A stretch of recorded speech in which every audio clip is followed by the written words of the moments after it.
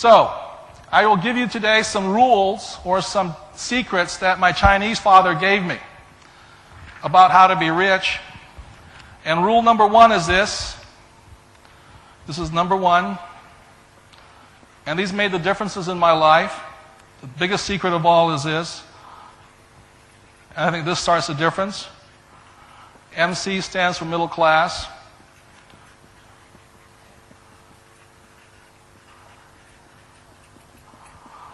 The poor and the middle class work for money. They go to school so they can find a nice, safe, secure job so they can get paid. And what my Chinese father did was train me completely different. He said,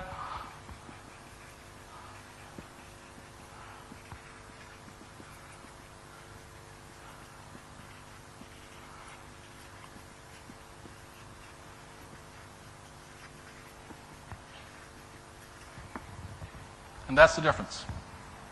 It is a defining difference. Same as when one father said to me, find a good job or a good company, and the other father says, find a good company to buy. And this will begin to start to make the difference here. I will give you some stats for those of you. How many people remember the DISC from yesterday with, what's his name? But anyway, Brian, yes, Brian. This is in 1990. This is the U.S. Department of Health and Human Services. At age 65 in 1990, and these are Americans who are the World War II generation. These are the stats for them. This is my father's generation. Out of 100 people at age 65, 1990, 25 are dead. So 1 out of 4 has died.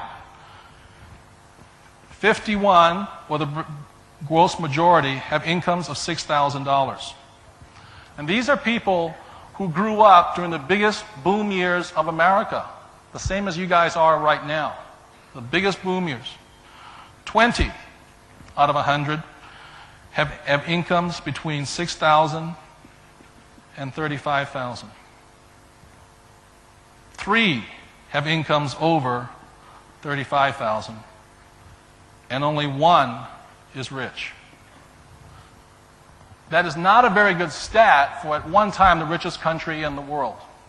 So what I will be doing here is basically giving you the attitude or ideas of this one person. So, rule number 2. This is what Michael's father taught me. The secret of the rich.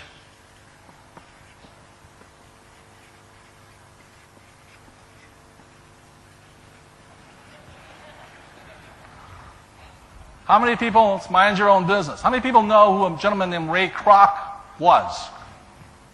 Okay. For those who do not know, Ray Kroc was a man who founded a company called McDonald's. Now, my good friend Keith Cunningham was in the MBA program at the University of Texas, and Ray Kroc came to speak to the MBA program. And Ray Kroc stood up in front of some of the brightest young minds in the 60s, actually the 70s, and he said to the MBA class, he said, ladies and gentlemen, what business am I in? And all the students just laughed. And what they laughed about, and suddenly somebody raised their hands up, obviously you're in hamburgers. And Ray Kroc says, no, I am not in the business of hamburgers. My business is real estate.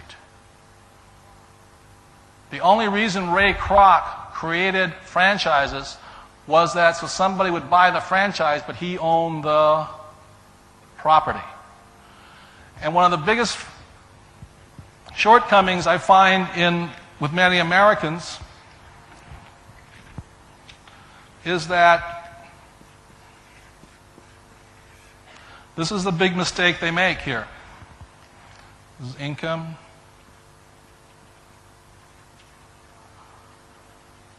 What Ray Kroc was saying was this to the class.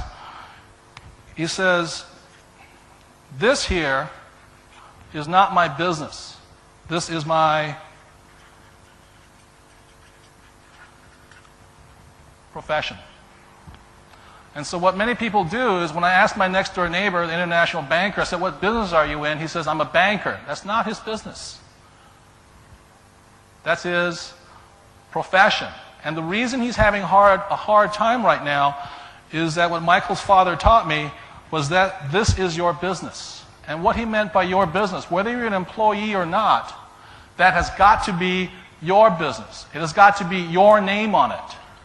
If you work, I used to work for Xerox. Was Xerox my business? Was it? No. Belonged to the shareholders. And so at a very early age, what I began to do was stack this one. So my profession was sales, the same as Ray Kroc, but my business was real estate. And so I'm just asking you right now is, as you're in these boom years, never forget to take care of your business. Don't mind somebody else's business. You've got to take care of yourself. Does that make sense, you guys here? Hello? Yeah, you've got to take care of yourself. If you don't, nobody else will. Because what's happened in America, and I'm in the stock market, is when IBM announces 80,000 people laid off, does the price of the stock go up or down? Up. That should tell people who are employees something. Now, 2 weeks ago, the stock market plummeted. Why did it plummet? Because they announced employment was going where? Up. And obviously, in the world, there are two different kinds of people. The rich and those who aren't rich. And if you're going to make it, my point of view is this, you may as well make it. Take care of your own business. All of us are employees. Right now, my profession is public speaker, but my business is still what? Real estate. It is my business. And the reason it's my business, it's got my name on it. Today, this belongs to Richard Tan. I work for you and Richard Tan. I am an employee today. We're all employees. But you must mind your own business.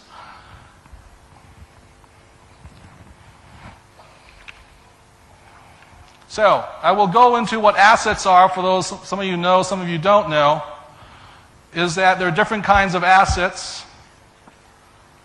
And these are some of the more common ones. Like I said, my favorite is real estate. Others are stocks, bonds, intellectual property. Intellectual property are things like books. Like Andrew was just up here, his book is one of his assets. 1 million copies. It's working for him while he sleeps.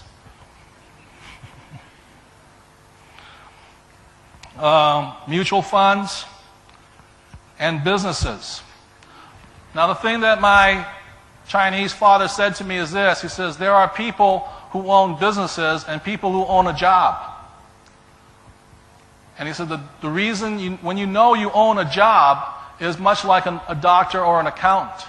In other words, they are not free. They must do the work. If you don't have to work, you then own a business. My next door neighbor, what he does is he owns businesses. When I ask him what his profession is, he says, I am a business operator. That's his profession. But his business is business. What he has is he owns 12 car washes. 10 years ago, he was broke. Today, he owns 12 car washes. He takes a paycheck from each one of those car washes of $20,000 a month per car wash. In other words, his income over here is $240,000 US a month, whether he works or not. That's why he gets rich. He's also my neighbor. Interestingly enough, both he and I do not live in big houses. We live in very small houses. The reason is we don't like large liabilities. My Chinese father said, back in 1972, I bought my first condominium. I thought I was hot stuff. I had saved some money. I bought this condominium. I paid $30,000 for it, and I sold it for $48,000. I made $18,000. I thought I was King Tut.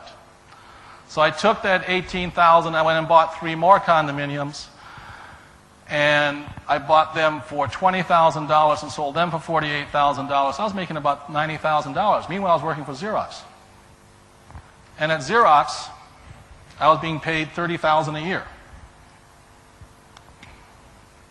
The main reason I worked for Xerox was I needed the bank to loan me the money. So here's my job. It's paying me $30,000 a month, and over here I'm making $90,000. When my sales manager told me he was going to fire me, I said, don't do me any favors. Because I can make more money in this column here. So then my Chinese father then laughed at me. He says, you're so typical Japanese. He says, you Japanese are terrible. He says, you guys pay retail. Chinese never pay retail. He said, in Hawaii, he says, here they are, a house is worth $100,000, the Japanese come in, they pay $300,000 for it. He says, you guys are not too bright. He says, don't ever pay retail. So Michael's father then taught me to do this. He says, this is the next rule. Those of you want to write it down. This is rule number 3, the secret of the rich.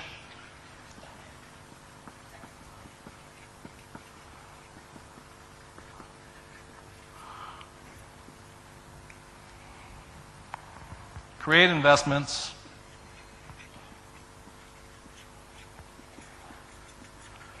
Don't buy them.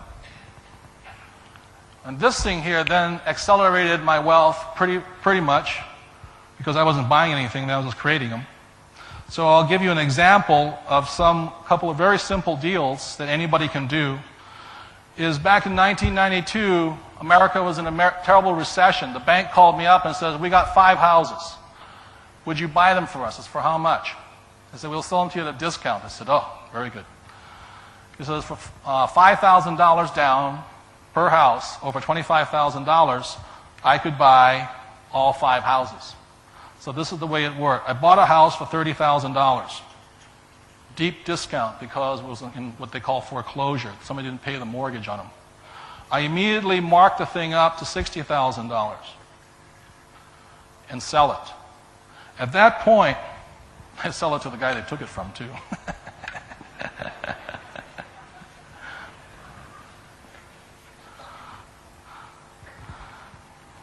So I'll show you something here.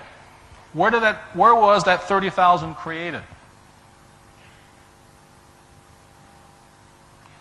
It was created in the asset column. Now the big distinction here is this. How long would it take you to save $30,000?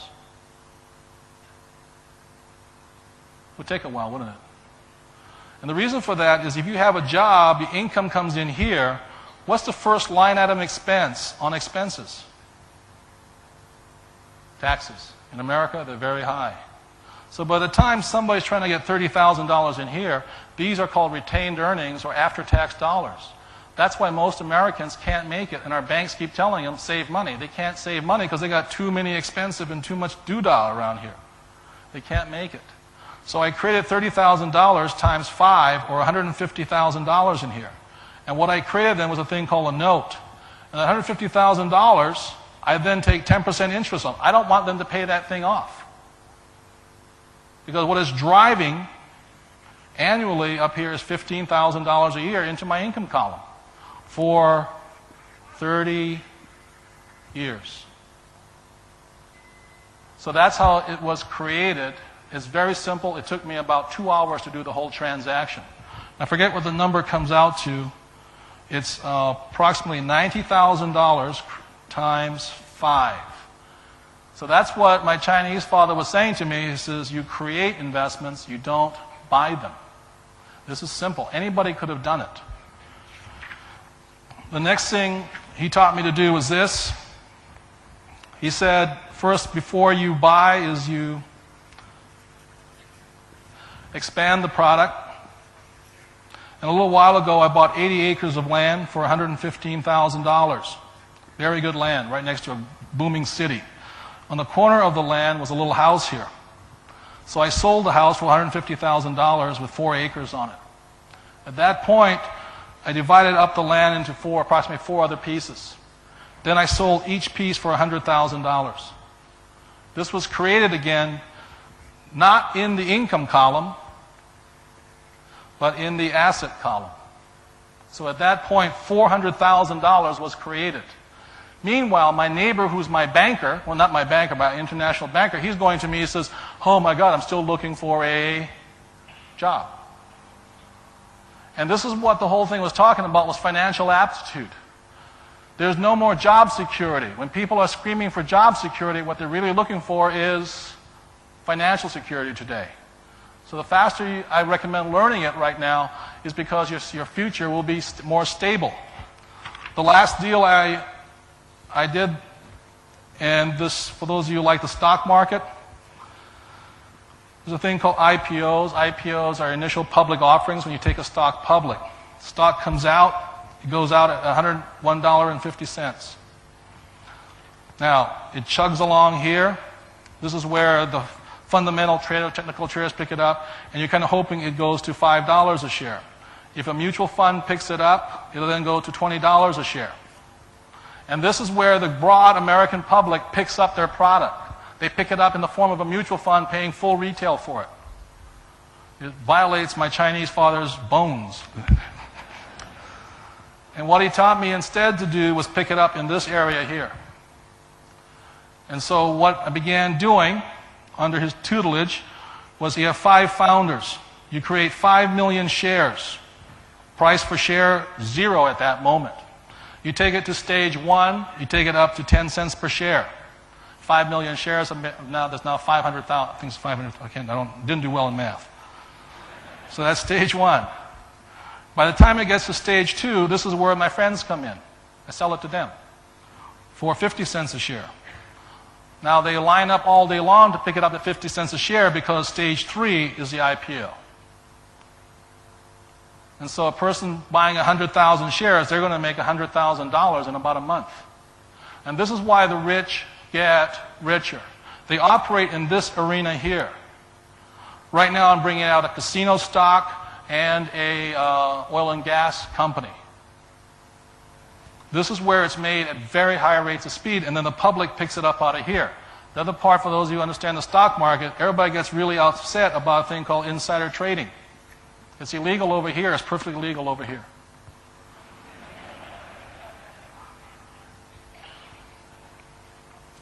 Have I made my point? So there's this guy coming next year under the program. It's called Think and Grow Rich. The message I'd like to leave you with today is that if you really want to make money, the best way to do it is between your ears. Think. Don't work hard.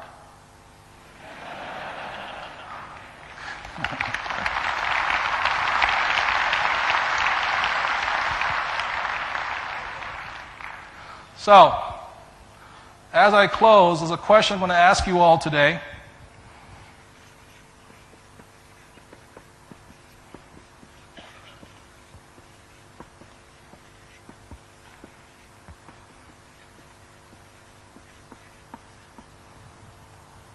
And the last thing I want to say about this IPO here is this. I know most of my middle class friends, they worry about money. I don't worry about money, I get excited. When you're carrying, just look at the numbers, the multiplication, the leverage on this thing.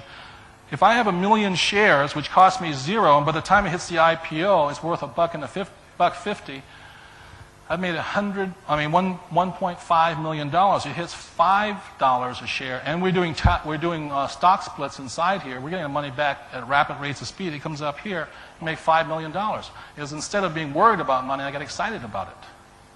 It's not hard to do, but they don't teach us in school because they want to teach you to work hard. That's why I wrote my book. So this is my question as I close, is what is your winning formula? And what I mean by that is this. My dad, when he was downsized in 1970, his winning formula, being a school teacher, was go to school, study hard, look for a nice, safe, secure job. In America today, we have millions of people being downsized, and the world has changed, but what hasn't changed? What hasn't changed is their winning formula.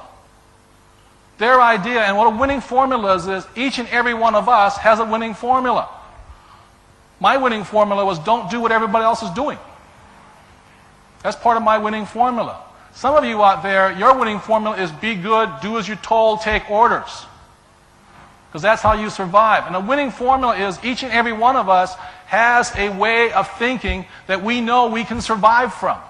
That it is our best chance of making a success of ourselves. And unfortunately, here I am.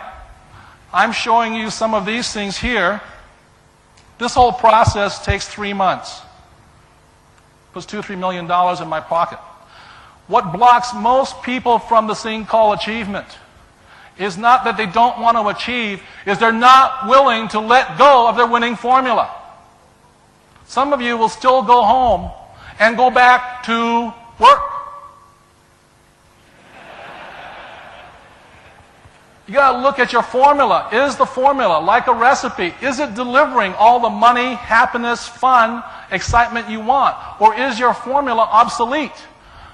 The saddest thing about my dad, I didn't realize until after he died, about 1992, was he couldn't change his winning formula. Do I make any sense to you guys here? He was just doing what he knew best he could survive on, which was go to school, get a job. That's all he knew. Work hard. And if you want to be successful today, you've got to be willing to change your winning formula. Because things are changing rapidly. Here too, right? And if you hang on to your old winning formula, you ain't going to get there. And so all I'm saying here is this. I'm not saying follow my formula. This is my formula.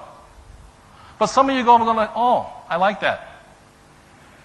I just showed you how you can make $1 million every other month very easily. But what's going to prevent people from doing that is the winning formula, your winning formula.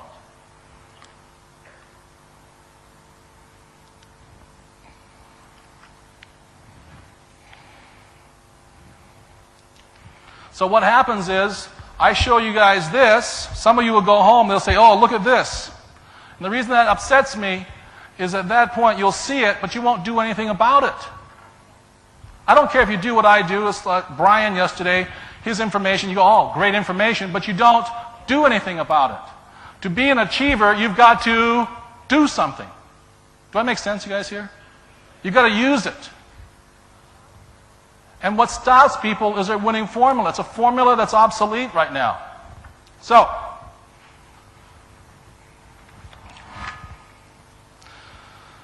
one of the things I